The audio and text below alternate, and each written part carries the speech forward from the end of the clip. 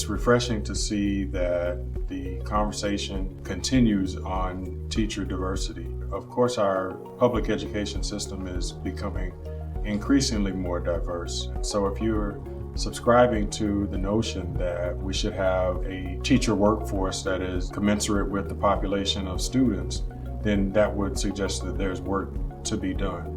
It is very important in every building to have a diverse group of teachers who can share their knowledge about how to understand the experiences of their students, the language backgrounds of their students, the community and the families, and together build a coherent set of supports for children. AACTE has different initiatives to recruit and retain diverse people into the teaching force. One is the Home Scholar Group, and it set about the business of increasing the number of African American minority faculty in higher education, which has in turn increased the impact on diverse candidates who are coming into higher education who want to be teacher educators. Programs such as the Black and Hispanic Network for recruiting minority males into education, and the AACTE Global Diversity Committee.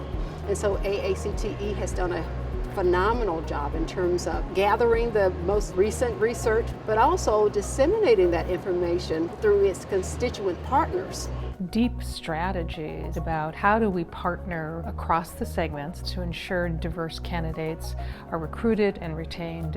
In the California State University system, we have a multi-pronged approach. So we work with potential students beginning in middle school and high school. We work with our community college partners, of course. We work with paraprofessionals in our school district. We also work with career changers, candidates who really had a passion for being a teacher but decided to do something first and then came back to us. The truth of the matter is that promising minority students may end up realizing that perhaps the pursuit of a more lucrative position may not be fulfilling to them. We actually have been recruiting teachers of color at a very high rate. We have doubled the number of teachers of color we recruit in teaching.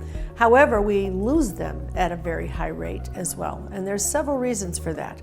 One is that 3/4 of teachers of color go into the highest minority, highest poverty schools, often out of a sense of mission, but those are also schools which are the least likely to have good working conditions and all the other supports that would keep you in the profession. During the teacher's first 3 years, that's a critical part of actually whether or not they will stay in the teaching force, whether or not they will be retained. And so you find a person who is committed to teaching, but at the same time doesn't have the ample infrastructure to help him or her to do well, they're going to be less likely to stay in that profession. And so it's definitely kind of something that's taking place that we have to think about addressing. And a lot of it has to do with racial isolation that's actually happening in the classroom, being able to connect with community who are committed to the same social justice values and critical conscience that brings a lot of teachers of color to the profession in the first place. Different ways that the universities can support the faculty of color, provide a mentoring program, making sure they also have a diverse hiring committee. They're not just alone in terms of isolation and feeling that they're the only ones in the department, therefore don't have, again, the mentorship or role models that they might also need in order to succeed. One of the most important things that teachers mention is that it depends on the principal and the supports that they get and the extent to which they're in a collaborative environment. So leadership. If you have a vision for using kind of education as a way to transform society, then you need to be under kind of leadership or kind of directed by leadership that affirms that vision, gives you the resources that you need to be able to thrive. We learn from one another. We work collegially to get to a higher standard.